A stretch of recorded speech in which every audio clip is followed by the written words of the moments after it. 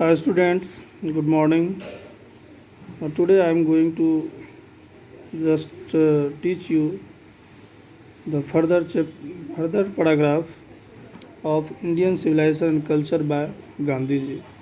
और पहले क्लास में मैंने बतला दिया था गांधी जी इंडियन सिविलाइजेशन और वेस्टर्न सिविलाइजेशन का कंपैरिजन कर रहे हैं और उनमें इंडियन सिविलाइजेशन को वो अभी भी बेहतर बतला रहे हैं जो कि अभी भी स्टेबल है, इमूवेबल है, स्थिर है। जो और दूसरा सिविलाइजेशन ख़त्म भी हो चुका है। तो अब 9th पैराग्राफ देखें, आप लोग बुक अपने साथ रखें। The Indian civilization as described by me has been so described by its votaries. Gandhi ji कहते हैं भारतीय सिविलाइजेशन का वर्णन जैसा मैंने किया है ऐसा ही वर्णन उसके जो वोटरीज है, वोटरीज दैट इज़ डिवोटीज, जो समर्पित है यानी भक्त है, अर्थात और लोग जो इंडियन सिविलाइजेशन को मानने वाले हैं वो भी इनका वर्णन इसी तरह किए हैं।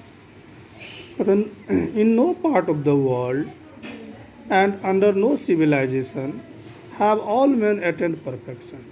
गांधी जी एक बात बोल रहे हैं यहाँ कि कोई भी सिविलाइजेशन किसी संसार के किसी भी भाग में कोई भी ऐसा सिविलाइजेशन नहीं है जिसमें कि सारे लोग जो है ना पूर्ण है, कंप्लीट है, परफेक्शन पा लिया हो, ऐसा नहीं है।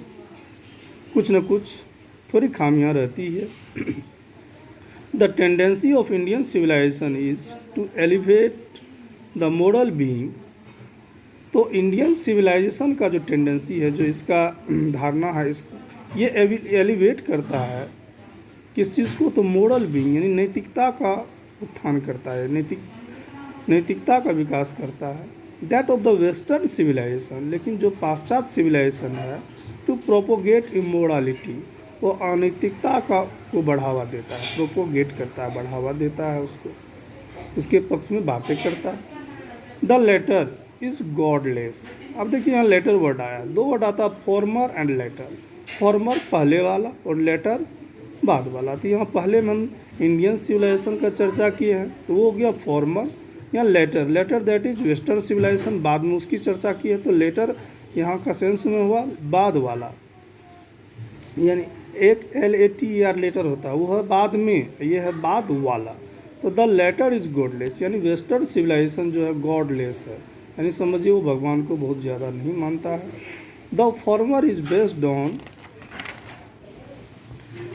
बिलीफ इन गॉड, और पहला जो है यानी इंडियन सिविलाइजेशन वो भगवान में विश्वास करता है। So understanding and so believing it behoves every lover of India to cling to the old Indian civilization even as a child clings to the mother's breast. So understanding, इसे समझकर और ये इस पर विश्वास रखने के बाद एक चीज़ पता चलती है कि इट बिहोव्स यानी यह नेसेसरी है, every lover of India, Bharat के भी जितने भी लवर हैं, अर्थात जितने भी भारतीय सभ्यता को चाहने वाले लोग हैं, उसको क्या करना चाहिए? इंडियन सिविलाइजेशन से चिपक जाना चाहिए। जिस तरह से एक बच्चा अपने माँ की छाती से, माँ की गोद से चिपक जाता है, क्लिंग मतलब चिपक जाना, उसी तरह जो इंडियन सिविलाइजेशन के लवर हैं, चाहने वाले हैं, अर्थात हम इंडियन हैं, उनको अपने सिविलाइजेशन के प्रति चिपक जाना चाहिए, अर्थात उसको अपना लेना चाहिए।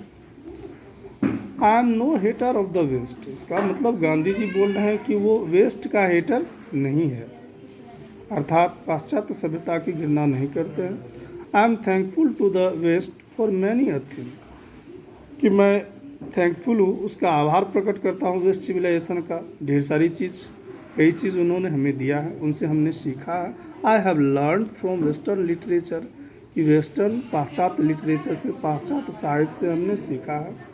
But I am thankful to modern civilization for teaching me that if I want India to rise to its fullest height, I must tell my countrymen frankly that after years and years of experience of modern civilization, I have learned one lesson from it, and that is that we must shun it at all cost.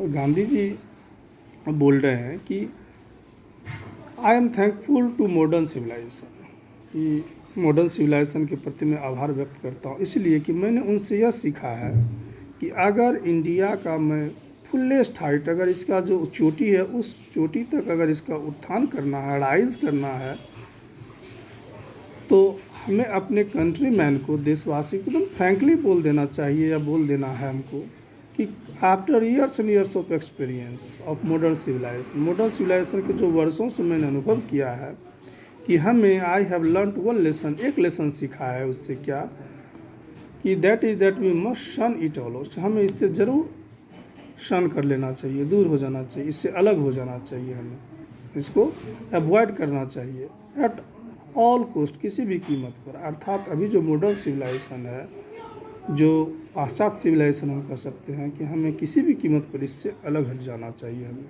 इसको क्या करना चाहिए, शन कर देना चाहिए, इससे दूर होना चाहिए, अवॉइड कर देना चाहिए। Okay, what is modern civilization? अब मॉडर्न सिविलाइजेशन है क्या गांधी जी की नज़र में, या गांधी जी की नज़र कहे कि वो हकीकत में मॉडर्न सिविलाइजेशन है क्या, क्वेश्चन भी आता है। It is the worship of material, या भौतिकवादी चीज़ का क्या है, वो पूजा है।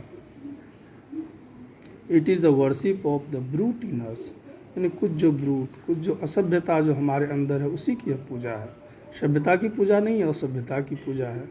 इट इज़ अनएडल्टरेटेड मटेरियलिज्म, यह कंप्लीट भौतिकवादी है। भौतिकवादी अर्थात जो हम सामान बनाते हैं, जो चीज़ विकास कर रहे हैं, इंडस्ट्री, उद्योग, है ना, उन्हीं के पीछे हम रहते हैं। हम भगवान को भूल जाते हैं। भगवान के द्वारा जो चीज़ दिया गया उनकी हम पूजा करते हैं और भगवान की न करते हैं।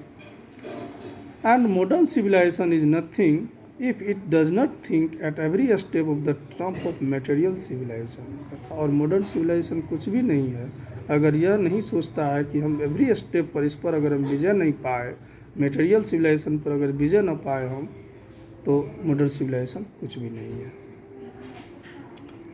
फिर 12th paragraph, it is perhaps unnecessary if not useless to weigh the merits of the two civilization. अब गांधी जी पैराग्राफ 12 में बोल रहे हैं कि अगर यह यूजलेस नहीं है तो परहैप्स शायद अननेसेसरी है, ज़रूरी नहीं है कि हम दो सिविलाइजेशन के गुणों की चर्चा करें, यहाँ उसको गुणों को तोलें, वो अभी ज़रूरी हमको नहीं है। It is likely that we the west has evolve the civilization suited to its climate and surroundings. ऐसा हो सकता है कि पाश्चात्य यानी पश्चिम देश वाले ने जो सभ्यता का विकास किया, इवॉल्व किया है, हो सकता है उसके क्लाइमेट, जलवायु और वातावरण पर वो शूट करता हो। And similarly we have a civilization suited to our conditions. उसी तरह हमारा जो सिविलाइजेशन है वो हमारे कंडीशंस में हमें सूट करता है। And both are good in their own respective spheres, और दोनों अपने स्पेयर्स में दोनों गुड है, दोनों अच्छे हैं। The distinguish characteristic of modern civilization is an indefinite multiplicity of human bonds. कहता है एक खास विशेषता जो है मॉडर्न सिविलाइजेशन का, वह क्या है कि indefinite multiplicity of human wants, कि आदमी का जो वांट्स है, उसकी जो ज़रूरत है वो इनडिफिनिट है, असंख्य जो है, और मल्टीप्लिसिटी कई गुणात्मक रूप में वो बढ़ रहा है। यही है मॉडर्न सिविलाइजेशन की खास विशेषता, कि यहाँ लोगों की इच्छाएं, वांट्स, ज़रूरत बढ़ती ही जा रही है और गुणात्मक रूप में बढ़ती जा रही है। The characteristic of ancient civilization is an imperative restrictions upon and a strict regulating of these wants। लेकिन एंशियंट सिविलाइजेशन जो हमारा पुराना सिविलाइजेशन, उसका जो विशेषता है कि वो बिल्कुल रेस्ट्रिक्ट करता है, इस पर प्रतिबंध लगाता है, और जो हमारी इच्छा है और जो हमारा ज़रूरत है वो बढ़ते ही जा रहा है, उस पर वो कंट्रोल करता है, रेगुलेट करता है वो। तो यही दोनों में फ़र्क है कि एक में क्या है, जो मानव की जो आवश्यकता है वो गुणात्मक रूप से बढ़ रही है, दूसरा जो था वो क्या कर रहा था, जो आवश्यकता है उस पर, इच्छाओं पर क्या करना, कंट्रोल करना, और वो कंट्रोल करता था, रेस्ट्रिक्शन था उस पर। द मॉडर्न और western insatiableness arises really from want of living faith in a future state and therefore also in divinity। अतः द मॉडर्न और वेस्टर्न इंसेटिबलनेस जो है, इंसेटिबलनेस हो गया असंतुष्टि। आज मॉडर्न में या पाश्चात्य में आज लोगों को असंतुष्टि है, तो यही जो असंतुष्टि है वो क्या करता है, arises really from want of living faith in future state and therefore also in the divinity. और यही फ्यूचर स्टेट भविष्य में जो लोगों को का विश्वास है, फेथ है किसी चीज़ पर, उसको कम करता है, और भगवान पर भी जो विश्वास है उसमें भी वह कमी लाता है। यहाँ वांट मतलब वह वांट ऑफ यानी कमी। द रेस्ट्रेंट ऑफ एंशियंट और eastern civilization arises from a belief often in spite of our sales in a future state and the existence of a divine power। अर्थात द रेस्ट्रेंट ऑफ एंशियंट अर्थात पुराने ज़माने में, प्राचीन ज़माने में जो रेस्ट्रेंट था यानी का उसका जो संयम था, जो हम संयम से काम करते थे, कंट्रोलिंग था, हमारे आवश्यकताओं पर ज़्यादा इच्छाएं नहीं होती थी। और ईस्टर्न सिविलाइजेशन, एंशियंट को ईस्टर्न यानी पूर्वी सिविलाइजेशन, हम लोग पूरब की सिविलाइजेशन से, अराइजेज फ्रॉम ए बिलीफ, इस विश्वास से जगा था, वो उत्पन्न लिया था, तो often spite of our selves की in the future state and the existence of a divine power, कि एक डिवाइन पावर है, कोई देवीय शक्ति है जो उसमें वो विश्वास करता था, उसी से उत्पन्न लिया था। Some of the immediate and brilliant result of modern inventions are too maddening to resist. पता जो कुछ मॉडर्न इन्वेंशंस का जो आज का आविष्कार हुआ, उसका कुछ इमीडिएट तुरंत और ब्रिलियंट रिजल्ट क्या है कि आर टू मैडरिंग टू रेसिस्ट, इतना पागल बना दिया लोगों को कि वह रेसिस्ट नहीं कर सकता है। प्रतिरोध, रेसिस्ट दैट इज प्रतिरोध, यानी रुक नहीं सकता है। यानी वो एक आविष्कार कर लिया तो दूसरे के लिए बेचैन है, वो कर लिया तो तीसरे के लिए बेचैन है, यानी वो अपने वांट्स पर वह रेसिस्ट नहीं कर सकता है। But I have no manner of doubt that the victory of man lies in the resistance. लेकिन गांधी के अनुसार कहता है इसमें कोई संदेह नहीं है कि मानवता का विजय जो है, विक्ट्री जो है, वह रेसिस्टेंस में है, प्रतिबंध में है।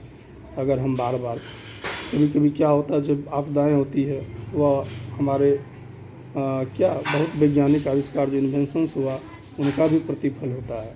कि जैसे अब अगर आप बार बार सुनते होंगे पहाड़ी इलाके में भूमि धंस गई, लैंडस्लाइड हो गया, ढेर लोग मर गए, क्या कि पहाड़ को काट के भी हम रोड बना देते हैं। मॉडर्न सिविलाइजेशन इतना बढ़ गया है, मॉडर्न इन्वेंशंस इतना इक्विपमेंट्स बढ़ गया है कि हम प्रकृति में क्या करते हैं, प्रकृति के काम में भी दखलंदाजी कर रहे हैं, और जिसका हमें उल्टा परिणाम मिलता है। तो इसलिए गांधी जी का कहना है कि रेसिस्टेंस में ही मानव का विजय है, विक्ट्री है, न कि जो अभी मैडनिंग है, पागल है आविष्कार दर आविष्कार करने में उसमें। Just as in the west they have made wonderful discoveries in things material. कहता जिस तरह पाश्चात्य लोग, यानी पाश्चात्य सभ्यता को ही मॉडर्न सभ्यता माना जा रहा है, कि जिस तरह उन्होंने डिस्कवरीज में मटेरियल के डिस्कवरी, मटेरियल के खोज में उन्होंने महारथी हासिल की है। दे मेड वंडरफुल डिस्कवरीज, आश्चर्य डिस्कवरीज खोज किया है मटेरियल वाले चीज़ में, भौतिक वाली चीज़ में, भोग विलासता वाला चीज़ ढूंढने में। Similarly Hinduism has made still more marvellous discoveries in things of religion of the spirit of the soul. और उसी तरह हिंदुइज्म जो है, हिंदूवाद जो है, हमारा जो हिंदू धर्म है, वो क्या कर रहा है कि उन्होंने विकास किया है किस चीज़ में, उन्होंने खोज किया है धर्म में, आत्मा में, आत्माओं के लिए वह खोज किया है। वो उधर वो मटेरियल चीज़ तरफ भाग रहा है और हम लोग आध्यात्मिक तरफ भाग रहे हैं। और ये लाइन बड़ा इम्पोर्टेंट लाइन है, एक्सप्लेनेशन भी पूछता है, एक लाइन दे देगा एग्जाम में, कहेगा किस चैप्टर से लिया गया है।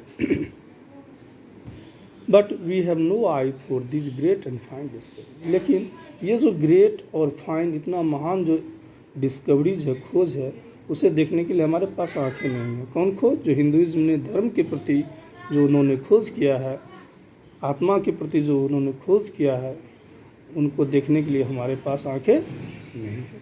We are dazzled by the material